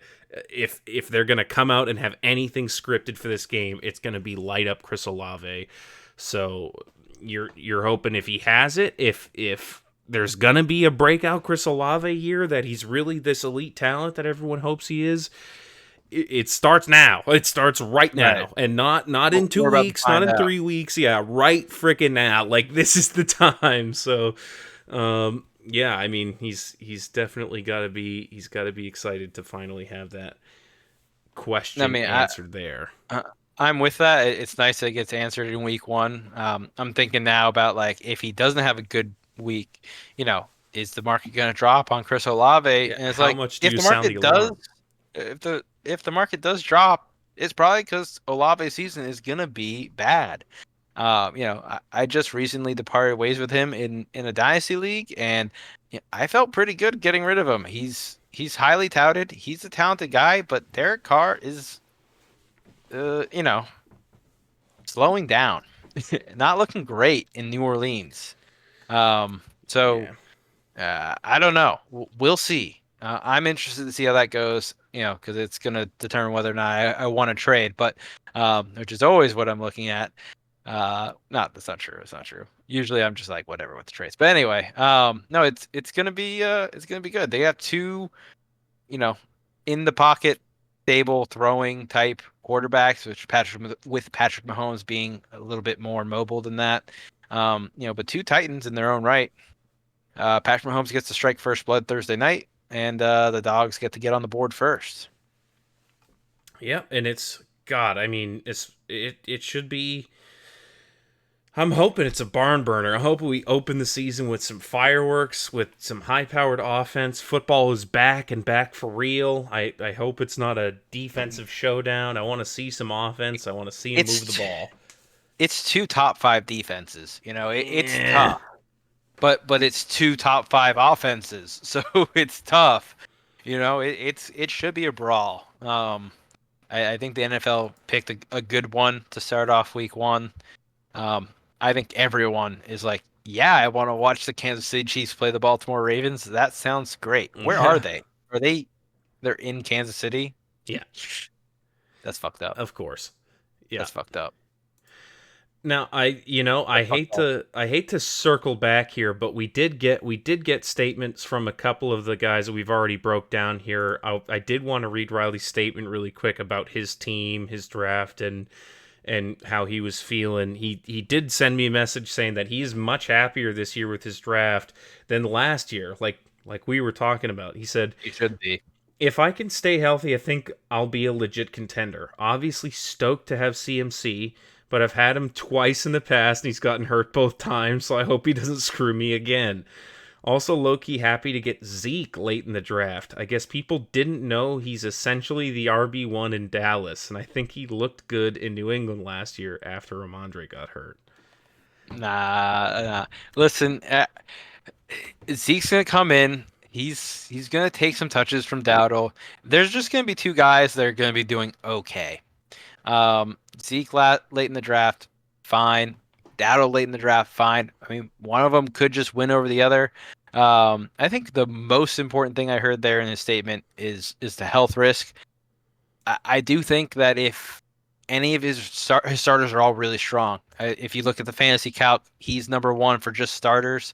But if any of these starters go down, his depth is kind of wishy-washy down there.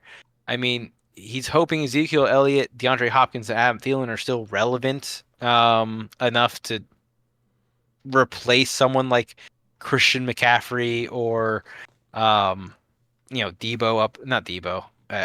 Not looking at his starters right now, but Yeah, he is you Debo. know, yeah, he does have Debo. Okay. Right. He has the crazy 49ers super stack. That's right. The replacement value on his bench just isn't there. So I think he's right where he needs to stay healthy. I was happy to see him pick up Jordan Mason as the handcuff for CMC. I think that's important and will come into play later on in the season at some point. More Niners. He's a Niners fan. One more quick statement before we get back to finishing this one. Dylan did also send me one too, and I just missed it, man. I knew I was gonna try to read him, and then I forgot to read him when we went through it. We're doing it now. He said, "We at the Tar Conglomerate are aiming for a rebrand on our team moving moving into this year. Special Downs aims to take the Tards to a championship win this year, even though we are planning for a slower start to the beginning of the season. Our belief with these young talent players that we have picked up will continue to build momentum into late season and bring the Conglomerate our first championship. Go Tards." So one, I mean, it's bad that I'm just now remembering that he's the Tard conglomerates and that Special Downs is just another sect of that. The That's really picture bad didn't on give it me. away.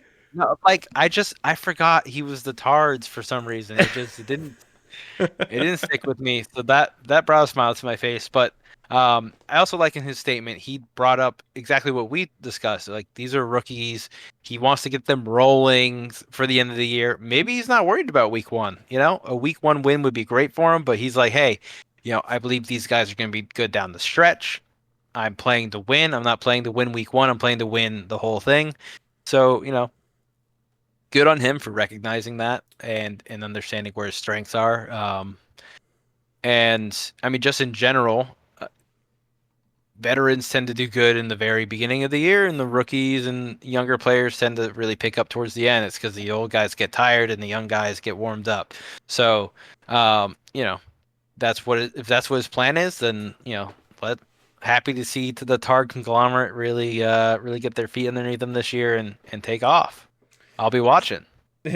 Yeah, and like you said, it is I think good for him to also note that the possibility for a slow start is real, like we noted looking at his team. It's not like he's got his head in the clouds, I guess. He's not like, oh, I'm just gonna win every week. These are the best guys all around. Like he sees his flaws, he's working around them, he's got a game plan. So that's a strong position to be in, one of knowledge, because knowledge is power. But Yeah. the Tard conglomerates set up again there. I mean, admittedly, that's something I've never really done at draft, where I'm like, I'm drafting for week 10 and onwards. I want to win late. Looking at schedules, or who's going to be doing the post bye week bump for rookies, that type of thing. I haven't factored it in. I've just been looking at like season long prospects. So good on Dylan. Good on the Tards. Yes, sir. All right, let's look at our last two matches here. We've got Eric and the Stroud boys versus Herbert the Perverts. That's bad. Mike's team there. We've got the titular characters here. The namesakes of each team lined up against each other. Justin Herbert versus C.J. Stroud. And then we also have some Brees Hall action versus Travis Etienne. This is going to be a high-powered game. It looks like we're projecting almost 260 there, which is one of the higher totals. And these are some strong teams. I'm sure that Mike is hoping Kyle Pitts does actually play, even though he had that hamstring tweak that they were talking about. But he at least gets to see Zay Flowers tonight, and then just hope that Isaiah Pacheco also doesn't score a bunch of points at the same time. So really, they're gonna be glued to their seats all week. They got some Thursday action, some Sunday action, Sunday night action, and then Monday night even. They got it all. So should be a good week for these guys.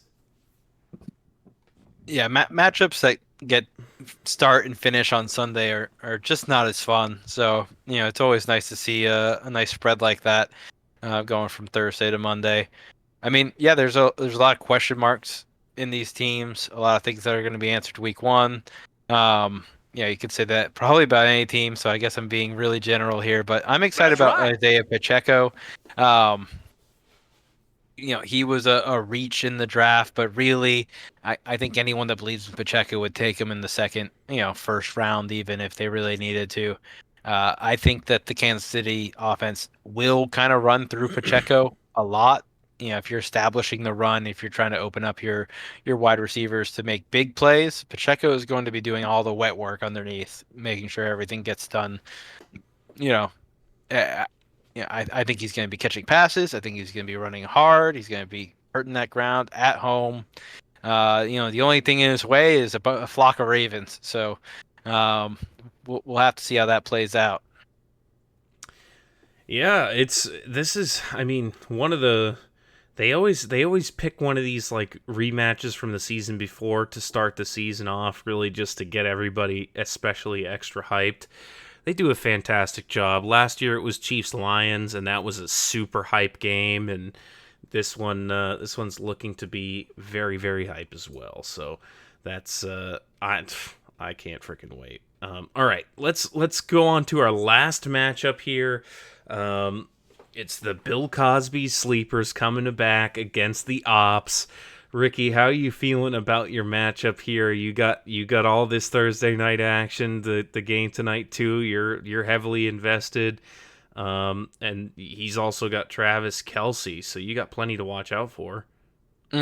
No, I mean, I think that the Thursday night game is going to play a big role. Obviously, Lamar Jackson and Derrick Henry are my third overall pick. No, my second overall pick and my not overall, sorry, my second round pick and my fifth round pick. They're high picks for me. If they can't put up against Chris Jones and the Kansas City defense, then I'm going to be in some trouble here. big fan of the fact that L'Jarius Sneed is no longer with the Chiefs. I felt like he was a really big part of their defense. I don't think that their secondary could have improved that much if they lost that sort of playmaker. So hopefully that helps Lamar kind of open up the passing game and allows for Derrick Henry and Lamar to have open boxes more often than not. That's what I'm really looking for here.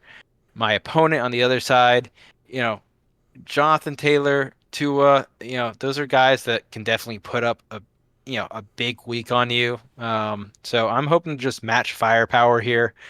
Um, I do personally think that Stephon Diggs is probably going to put up, 7.5 points at most. So I'm not too worried about that. I'm hoping Cooper Kupp versus Diggs is going to be where I really kind of set myself apart here. And please, please, no like 2 touchdown Kelsey game for no reason. That would be great.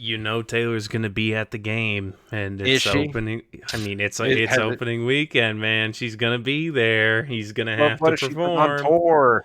Um, No, she's not I don't on know. I think in tour. our flex spot, there's some interesting dynamics here where we have the new upstart rookie of Malik Neighbors on a terrible offense going against Minnesota. At least they're at that home versus Christian Kirk, a veteran who has the trust of his quarterback, but like you're saying, he's not a sexy pick. Doesn't feel good picking Christian Kirk, but Trevor Lawrence likes him and he likes to light him up. So we'll see. The preseason came out and they're saying, oh, Christian Kirk isn't in 3 wide receiver set or isn't in 2 wide receiver sets. He's only in 3 playing a slot. It's the same thing that happened last year, and then Christian Kirk came out and he was still the favorite. They just don't need to see him in the preseason to know that what he's gonna do. So it could turn out for Artie here. I'm hoping Brock Bowers can kind of keep pace with Travis this week, and then I think I'll be all right. That would be And we haven't talked about the kicker rule. It's been minimized this year. It's been cut in half, but it's still kind of there. If true. Dicker hits a couple 50-yarders, that's a difference. Could be That some. makes a big deal. Could be some big points for sure. Well, that's a big deal, and like you said, Brock Bowers keeping pace with Travis Kelce would also be a big deal in your formula to win here. One little added wrinkle that's interesting is that you have the San Francisco defense, but he has Nick Bosa, so there are some plays that the defense can make that you will like, and some plays that the defense can make that you won't like watching this game, which I've never truly experienced before, fielding the defense and playing against someone on the same defense. I'm sure that's gonna have some conflicting emotions for you, and you're gonna wait till Monday night to even start feeling them. So I don't envy you in that position.